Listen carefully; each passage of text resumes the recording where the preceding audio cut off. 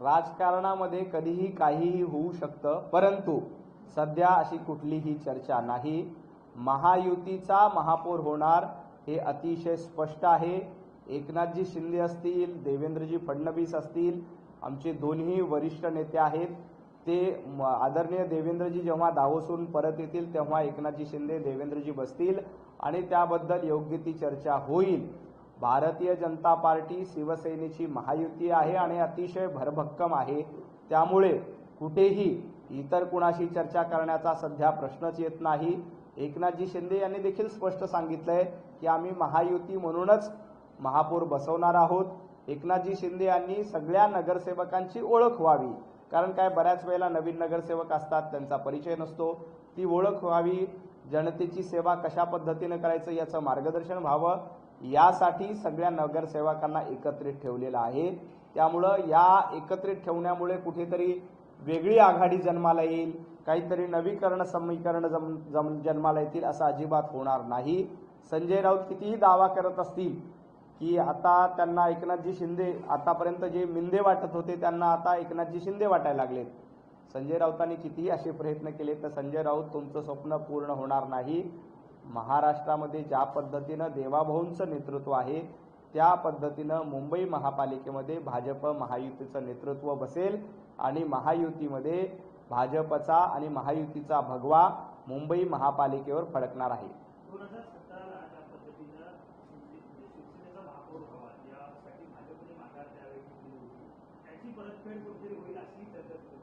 नाही, आता याबद्दलचा निर्णय वरिष्ठ पातळीवर होणार आहे, पण एक गोष्ट नक्की आहे की मुंबईकरांनी कौल भारतीय जनता पार्टी आणि महायुतीला दिलेला आहे, त्यामुळे मुंबईकरांच्या कौलाचा आदर ठेवूनच महायुतीचा महापौर होणार आहे। याबद्दलचा निर्णय येत्या 3-4 दिवसामध्ये माननीय मुख्यमंत्री देवेंद्रजी आल्यानंतर निश्चितपणे होईल। परंतु ज्या पद्धतीने संजय राऊत स्वप्न बघतायत, ज्या पद्धतीने उभाटा गटाची काही लोक स्वप्न बघतायत, ती त्यांची स्वप्न पूर्ण होणार नाहीत।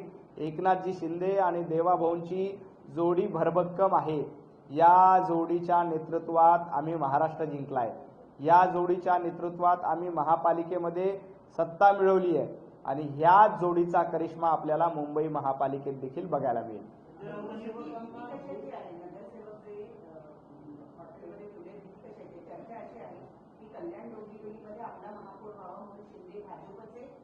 नगरसेवक पोहोचण्याचा प्रयत्न करतायत आणि भाजप मुंबईमध्ये आपला महापौर बसवण्यासाठी शिंदेचे नगरसेवक फोडून भाजपमध्ये आणतील, या भीतीपोटी त्यांना ठेवलेलं। एकनाथजी शिंदे यांनी स्पष्ट सांगितले की ही भीतीपोटी नाही आहे, भीती आम्हाला नाहीये, भीती उभाटा गटाला होती म्हणून ते दोघ जण एकत्र आलेत।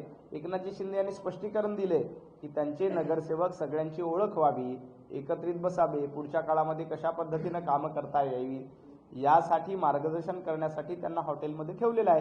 याच्यामध्ये गैर काय, आपले नगरसेवक एकाच ठिकाणी बोलून त्यांचा ओळख व्हावी, पुढची कामं सांगावी, पुढचं मार्गदर्शन व्हावं, यासाठी एकत्रीकरण होत असतं।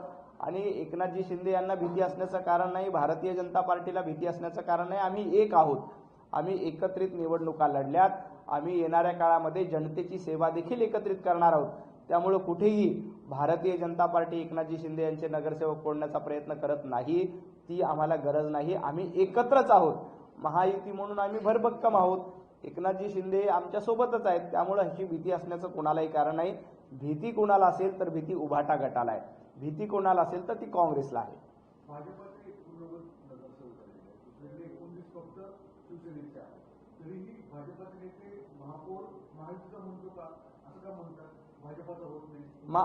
आम्ही निवडणूक महायुती म्हणून लढले आणि महायुतीचा महापौर बसवणं हा अजेंडा आहे, कुठल्या पक्षाचा महापौर बसणं हा अजेंडा आधीपासूनच नव्हता। आमचा अजेंडा आहे की ज्या पद्धतीनं 25 वर्ष उभाटा गटानं मुंबईला लुटलं, ती लूट थांबवावी, कुणाचा महापौर होतो हे महत्त्वाचं नाही, सत्ता महायुतीची येते हे महत्त्वाचं आहे। आणि महापौर कुणाचा बसवायचा याबद्दलचा निर्णय माननीय मुख्यमंत्री देवाभाऊ, माननीय एकनाथजी शिंदे दोघं मिळून वरिष्ठ पातळीवर निश्चित घेतील। परंतु आमची प्रायोरिटी अशी आहे की महायुतीचा महापौर झाला तर आम्ही अतिशय चांगल्या पद्धतीनं मुंबईचा कारभार चांगला करू शकतो। ज्या पद्धतीनं मुंबईला खड्ड्यात लोटण्याचं काम 25 वर्ष उभाटा गटाच्या माध्यमातून केलंय, त्याला बाहेर काढणं ही आमची प्रायोरिटी आहे। त्यामुळे महापौर कोणाचा होतोय, महापौर कोण बसेल हा मुद्दा महत्त्वाचा नाही, जनतेची सेवा, चांगली मुंबई, सुरक्षित मुंबई हा आमचा अजेंडा आहे. एकनाथ शिंदे आपला स्वतःचा गट तयार करतात आणि आज सगळ्या नगरसेवकांना कोकण भवनमध्ये देखील घेऊन जाणार आहे, सगळ्या गटाच्या सह्या करणार. कसं बघताय त्यांना? ती प्रक्रियाच असते. प्रत्येक पक्षाला आपापला गट नोंदवावा लागतो, त्या प्रक्रियेचा भाग आहे. याच्या आधी देखील आपण बघितलं की प्रत्येक पक्षाचे आपापले लोक गट नोंदणी करतात. याआधी मनसेनी तशी केली होती, उबाटा गटाने केली होती. प्रत्येक पक्ष त्या त्या पद्धतीनं करतो, त्याच्यामुळे त्याच्यामध्ये काही वेगळं आहे असं मला वाटत नाही.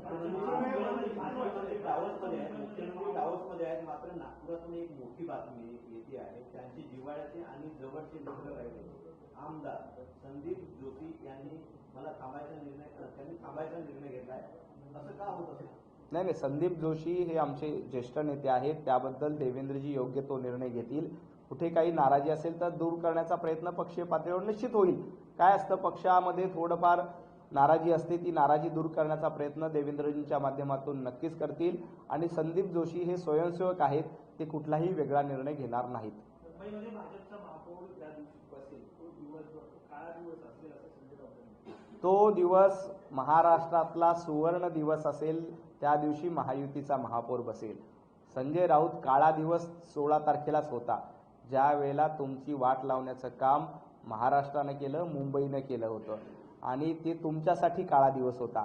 आणि तुम्ही ज्या पद्धतीनं वायफळ बडबड करून भारतीय जनता पार्टीवर टीका करतायत, पंतप्रधान नरेंद्र मोदीजींवर टीका करतायत, महाराष्ट्राला खड्ड्यात घालण्याचं काम कोणी केलं असेल तर संजय राऊत तुम्ही केलंय. मुंबईला खड्ड्यात घालण्याचं काम कोणी केलं असेल तर संजय राऊत तुम्ही केलंय. त्यामुळं महाराष्ट्राने तुमच्या तोंडाला अक्षरशः मतरूपी काळं फासलेलं आहे. तुम्ही कितीही उदो उदो करत होतात की आमचे दोन बंधू एकत्र आले, आमचा ब्रँड आहे, आमचा ब्रँड आहे, आमचा ब्रँड आहे. तुमच्या ब्रँडचा बँड वाजवण्याचं काम ज्या दिवशी झालं, त्या दिवशी तुमच्या आयुष्यातला सगळ्यात मोठा काळा दिवस होता. हे संजय राऊतांनी लक्षात घ्यावं. आता विनाकारण संजय राऊत दिवा स्वप्न बघण्याचा प्रयत्न करतायत की मुंबईमध्ये उभाटा गटाचा महापौर होईल, मुंबईमध्ये काँग्रेसचा महापौर होईल. असं काहीही होणार नाही. तुम्ही राहुल गांधींना पंतप्रधान करायला निघाले होते, ते स्वप्न तुमचं पूर्ण झालं नाही. उद्धवजींना मुख्यमंत्री करायला निघाले होते, ते स्वप्न पूर्ण झाले नाही. मुंबईमध्ये महापौर हा महायुतीचाच होईल. एकनाथ शिंदेने भाजपचा लोहपुरुष आहे आपल्याला संजय राऊतांनी केला. एकनाथ शिंदे भाजपचा लोहपुरुष आहे आणि त्यांनी महापौर पदावर जो दावा केला त्याला दिल्लीतून चाव्या फिरवल्या आहेत असं म्हणाले. नाही, एकनाथजी शिंदे हे लोहपुरुष आहेत, त्यात गैर काय. संजय राऊत कोळसा पुरुष आहेत. संजय राऊतांना किती उगाळलं तर काळच निघतं. सकाळी उठले की जे काळं पसरवायला सुरू करतात. त्यामुळं एकनाथजी शिंदे लोहपुरुष असतील तर ते चांगली गोष्ट आहे. आपण स्वतः कशा पद्धतीनं काळवंडलेली कारकीर्द पुढे घेऊन आलात सॉरी, याचा विचार स्वतः संजय राऊत यांनी केला पाहिजे.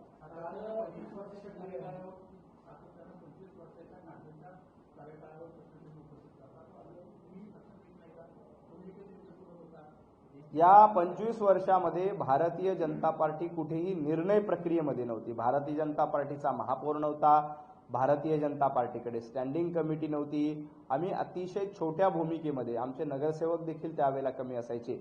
मागच्या 5 वर्षात देखील आम्ही मुंबई महापालिकेमध्ये पहारेकऱ्याची भूमिका घेतली होती. कुठेही आम्ही सत्तेमध्ये नव्हतो. पण उद्धवजी ठाकरे आणि उभाटा गट सातत्यानं 25 वर्ष महापौर त्यांचा, स्टँडिंग कमिटी त्यांची, बाकी सर्व महत्त्वाच्या समित्या त्यांच्या, एवढं सगळं असताना मुंबईला खड्ड्यात घालण्याचं काम केलं. बरं, ते जाऊ द्या. गेल्या 2.5 वर्षामध्ये तुमचं सरकार होतं, त्यावेळेला कशा पद्धतीनं तुम्ही भ्रष्टाचार माजवला होता. कोविडच्या काळामध्ये सर्वसामान्य मराठी माणूस मरत असताना, सर्वसामान्य मुंबईकर मरत असताना तुम्ही पैसे कमवणं, टेंडर मॅनेज करणं, कोविड बॅगमध्ये घोटाळा करणं, खिचडीमध्ये घोटाळा करणं, याच्यामध्ये धन्यता मानली. त्याच्यामुळेच मुंबईकरांनी भारतीय जनता पार्टी आणि महायुतीला अतिशय स्पष्ट बहुमत दिले.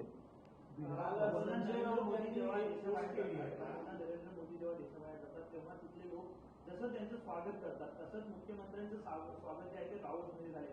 त्यामुळे कुठेतरी त्यांचा प्रवास जो आहे आता दिल्लीकडे सुरू झालेला आहे. मराठी माणूस दिल्लीतल्या मोठ्या पदावरती जातो, त्याचा आनंद आहे असे संजय राऊतांनी. संजय राऊतांनी आज चांगली गोष्ट काय केली असेल तर एवढीच केली. काल देखील त्यांना कुठून सुबुद्धी सुचली आणि अशा पद्धतीचं ट्विट केलं. संजय राऊतांमध्ये परिवर्तन होत असेल तर ही चांगली गोष्ट आहे.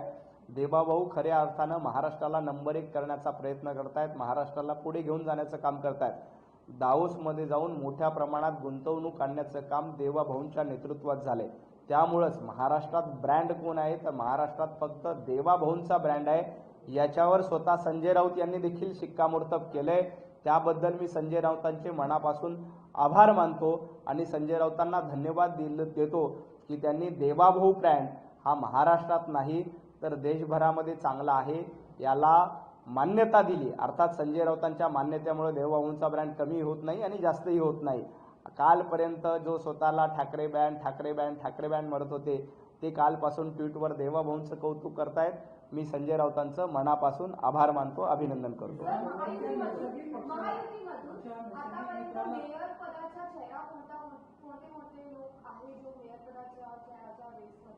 चेहऱ्यावर महापौर होत नाही.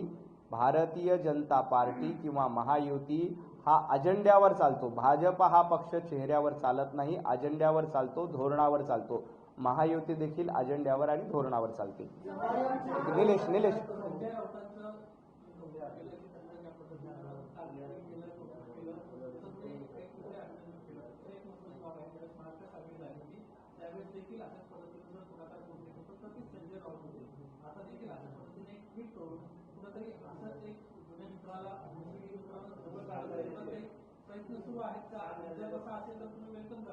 नाही, राजकारणामध्ये कधीही काहीही होऊ शकतं हे आपल्याला देखील माहीत आहे. त्यांनी देवाभाऊंचं कौतुक केलं त्याबद्दल आम्ही त्यांचे मनापासून आभार मानतो. त्यांनी कौतुक असंच केलं नाही कारण देवाभाऊ त्या पद्धतीनं काम करतायत. देवाभाऊ महाराष्ट्राला पुढे घेऊन जाण्याचं काम करतायत. त्याबद्दल संजय राऊत त्यांचं कौतुक करत असेल तर ही आनंदाची गोष्ट आहे. परंतु या कौतुकामुळं येणाऱ्या काळात काहीतरी वेगळं समीकरण बनेल का? भारतीय जनता पार्टी उभाटा गट मुंबई महापालिकेमध्ये एकत्र येईल का? याबद्दलचं भाष्य मी करणार नाही. ती योग्य वेळ नाही. योग्य वेळी वरिष्ठ पातळीवर त्याबद्दल निर्णय घेतील. परंतु आत्ता आम्ही महायुती म्हणून भरभक्कमपणे सोबत आहोत. एकनाथजी शिंदे असतील, देवेंद्रजी फडणवीस असतील, हे महायुती म्हणून आम्ही एकत्रित लढतोय आणि महायुतीचाच महापौर होणार हे जवळपास नक्की आहे. त्याच्यामध्ये काहीही बदल होणार नाही. आता संजय राऊतांना उपरती होऊन ते आमच्यासोबत येणार असतील तर त्याबद्दलचा निर्णय वरिष्ठ पातळीवर होईल. तुम्ही असं म्हणालात की आता अशा कुठल्या समीकरणांची योग्य वेळ नाहीये, योग्य वेळ लवकरच येईल असं वाटतं आणि जी काही समीकरणाची चर्चा आहे तसं काही जुळेल. सध्या ही योग्य वेळ आहे असं तुम्ही म्हणताय, पण नाही, ते कौतुक करतायत तर कौतुकाचा अभिनंदन केलं पाहिजे, स्वीकार तर केला पाहिजे ना. शिव्याचा स्वीकार आम्ही केलाय. तुम्ही आम्हाला शिव्या दिल्या होत्या तेव्हाही आम्ही तो स्वीकार केलाय. आज ते कौतुक करतायत ते आम्ही स्वीकारतोय, ते स्वीकारलं पाहिजे. त्याबद्दल आमचं मोठं मन आहे. आणि ज्या पद्धतीनं तुम्ही म्हणतात की पुढच्या काळात नवी समीकरण येतात का, राजकारणामध्ये कुठे कधी कशी जन्माला येऊ शकतात हे तुम्हाला देखील माहिती आहे. ज्या पद्धतीनं महाविकास आघाडीची समीकरणं संजय राऊतांच्या पुढाकारातून जन्माला आली, परंतु त्याच महाविकास आघाडीला खड्ड्यात घालण्याचं काम महाराष्ट्रातील जनतेनं देखील केलं. आत्ताचं समीकरण एकच आहे, देवाभाऊ एकनाथजी शिंदे. याच्या पलीकडचं समीकरण आत्ता नाही. संजय राऊतांच्या पुढाकारातून महाविकास आघाडी स्थापन झाली, तेच संजय राऊत फडणवीसांचं कौतुक करतात. पुन्हा जर आओ फिरसे दिया गेला म्हणत जर भाजपसोबत यायचा प्रयत्न असेल तर स्वागत करू. भारतीय जनता पार्टीचं धोरण आहे विकसित महाराष्ट्रासाठी, विकसित भारतासाठी. जो कोणी आमच्यासोबत येईल त्या सगळ्यांचं आम्ही स्वागत करतोय. फक्त त्यांनी ज्या पद्धतीनं हिंदुत्वाबद्दल प्रतारणा केली, ज्या पद्धतीनं वंदनीय हिंदू हृदय सम्राट बाळासाहेब ठाकरे यांचे विचार पायदळी तोडले, ते त्यांना उपरती झाली असेल आणि पुन्हा नव्या मार्गावर यायला तयार असतील तर त्यांचं स्वागत वरिष्ठ पातळीवर निश्चित होईल.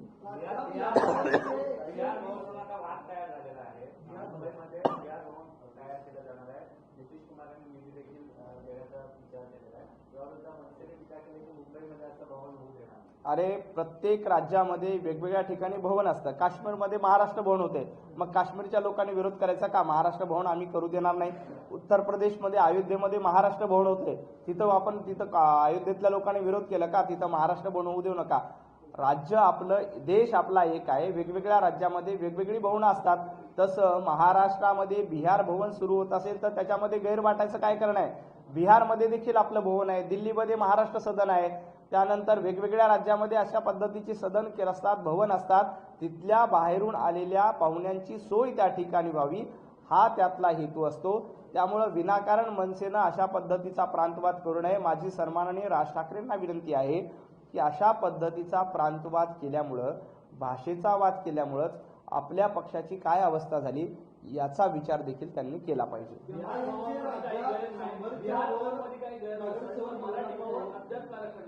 नाही, मराठी भवनाचं काम होतंय, आपलं अयोध्येमध्ये देखील महाराष्ट्र भवन होतं, याच्याबद्दल अभिमान वाटला पाहिजे.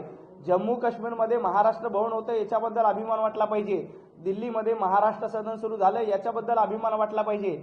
आणि महाराष्ट्रात देखील, महाराष्ट्रात आपणच आहोत, त्यामुळं मराठी भवन उभं करण्याचं काम भारतीय जनता पार्टी आणि महायुती निश्चितपणे करेल.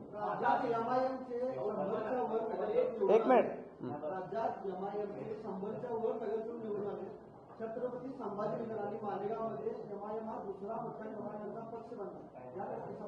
ज्या पद्धतीनं एमआयएम फोपवण्याचं काम काही लोकांकडनं केलं जातंय, ही पुढच्या काळासाठी देखील चिंतेची गोष्ट आहे की एमआयएम सारखी पार्टी मोठ्या प्रमाणात निवडून येते. मालेगाव असेल, आमच्या मानखुर्दमध्ये जवळपास 5-6 एमआयएमचे नगरसेवक निवडून आले. तर याचा विचार देखील महाराष्ट्रातील जनता पुढच्या काळामध्ये निश्चित करेल. तुमच्या पहिल्या पत्रकार परिषदेनंतर संजय राऊत म्हणाले होते की कोणतं नवनाथ आणि एक 26 मतांनी दिली होती. या महापालिकेच्या निकालानंतर 1800 मतांनी तुम्ही निवडून आला. 2000 मतांनी सॉरी.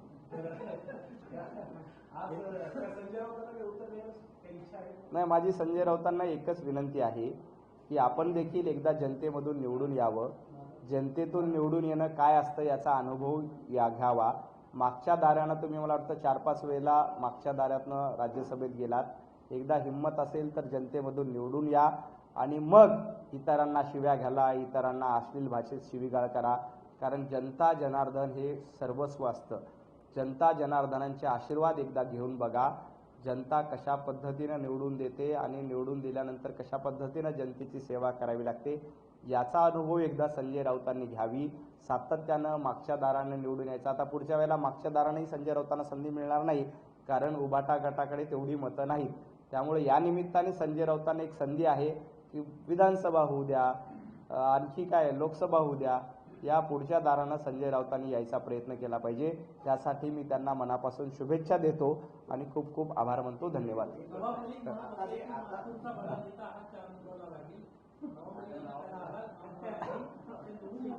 नवाब मलिकांना मला एवढंच सांगायचं आहे, नवाबजी नवनाथ बन घासून नाही तर ठासून मानखुर्दमध्ये निवडून आलाय. तुम्ही सांगितलं होतं की नवनाथ बन 4 नंबरला जाईल, तुमचा पक्ष मला वाटतं 5 नंबरला गेलाय. आणि स्वतः नवाबभाई आमच्या मानखुर्दमध्ये निवडणुकीला उभे होते. नवाबभाई स्वतः 5 नंबरला गेले होते. आणि आज देखील नवाबभाईंचा पक्ष जो मानखुर्द शिवाजीनगरच्या 135 वॉर्डमधून निवडणूक लढत होता, त्यांचा पक्ष 5 नंबरला गेलाय. त्यामुळं नवाबभाई यांनी स्वतः आत्मपरीक्षण करावं, एवढीच माझी या निमित्ताने त्यांना विनंती आहे. ज्या लोकसभेतून तुम्ही आता निवडून आला, म्हणजे मानखुर्दमधून आला, त्या मानखुर्द विधानसभा मतदारसंघामुळे दिलीप कोल्हे यांचा लोकसभेत पराभव झाला होता. आणि मानखुर्दमध्येच खरं तर या निकालाचं सगळं लक्ष केंद्रित होतं. तिथून पहिल्यांदा भाजपचा नगरसेवक, तुमची जी तुमच्या मतदारसंघाची जात असते ती पाहिजे तर 4ही बाजूनी एमआयएमचे नगरसेवक निवडून आले. अशा ठिकाणी निवडून आल्यामुळे कुठेतरी त्या लोकसभेच्या पराभवाचा वचपा काढण्यात आला असं आपण म्हणू शकतो. जनतेने काढलेला वचपा आहे. जनतेने बघितलं की मानखुर्द शिवाजीनगरमुळे आपला भाजपचा खासदार पराभूत झाला होता. त्याच मानखुर्द शिवाजीनगरचा बदला घेण्याचं काम भारतीय जनता पार्टीचे कार्यकर्ते मानखुर्दच्या जनतेने घेतलेला आहे. हा जनतेचा विजय आहे, हा भारतीय जनता पार्टीच्या कार्यकर्त्याचा विजय आहे, हा नवनाथ बनचा विजय नाही. वर्षानुवर्ष संघर्ष करणाऱ्या जनतेचा विजय आहे आणि भारतीय जनता पार्टीच्या कार्यकर्त्यांचा विजय आहे. तुम्ही म्हणाला की संजय राऊत मागच्या दारानं खासदार होता. आता जी स्थिती चालली आहे 2-3 दिवस ना 2-3 पत्रकार परिषदेत, त्याची जी काही सुरुवात आहे का, म्हणजे बॅकग्राऊंड तयार करण्याची? नाही, त्यांच्या मनामध्ये काय माहीत नाही. कारण ज्या पद्धतीनं उबाटा गटाकडे सदस्य नाही आणि पुढच्या वेळेला उबाटा गट हा संजय राऊत यांना राज्यसभेत पाठवू शकत नाही, याच्या आधी आपल्याला खासदारकी राहुल गांधींकडनं मिळावी यासाठी ते राहुल गांधींचे कौतुक करत होते. राहुल गांधींना देशाचं पंतप्रधान करण्याचं स्वप्न संजय राऊतांनी बघितलं होतं. संजय राऊत अशी खूप स्वप्न बघतात, परंतु त्यांची स्वप्न कधीच पूर्ण होत नाहीत. आता ते भारतीय जनता पार्टीचं देवेंद्रजींचं कौतुक करतायत. आज त्यांना उपरती आली असेल तर त्यांचं स्वागत आहे. सर एक सवाल पूछना चाहूंगी टीएमसी इलेक्शन के बीच जो अजित पवार के साथ देवा भाव और एकनाथ शिंदे जी के संबंध बिगड़े हैं, अलग से इलेक्शन लड़ा है, नवाब मलिक जी ने भी बयान दिया था कि 16 के बाद देखेंगे, तो अभी इस समीकरण का असर दो मुख्यमंत्री और एक मुख्यमंत्री वाली सरकार पर पड़ेगा? वो समीकरण बिल्कुल संबंध बिगड़े नहीं है, हम एक साथ है. महायुति के साथ आदरणीय देवेंद्र जी फडणवीस, एकनाथ जी शिंदे, अजित दादा पवार राज्य में अच्छी से तरह से सरकार चला रही है. हमारे संबंध कहीं बिगड़े नहीं है. स्थानिक नेताओं ने कई जगह युति होने के न होने के कारण एक दूसरे के हम खिलाफ लड़े थे, लेकिन वहाँ भी हमारी फ्रेंडली फाइट थी. कहीं भी किसी भी बड़े नेता ने एक दूसरे के खिलाफ कड़ी टिप्पणी नहीं की थी, तो इसमें कोई संबंध बिगड़ने का सवाल ही नहीं आता. येणाऱ्या स्थानिक स्वराज्य संस्थांच्या निवडणुकीत भाजप पूर्वावर लढण्यासाठी जास्त प्रयत्न करत आहे. क्षेत्रा परिषद पंचायत समिती आता 2029 ला देखील आम्ही महायुती म्हणूनच निवडणूक लढू. वा, हो.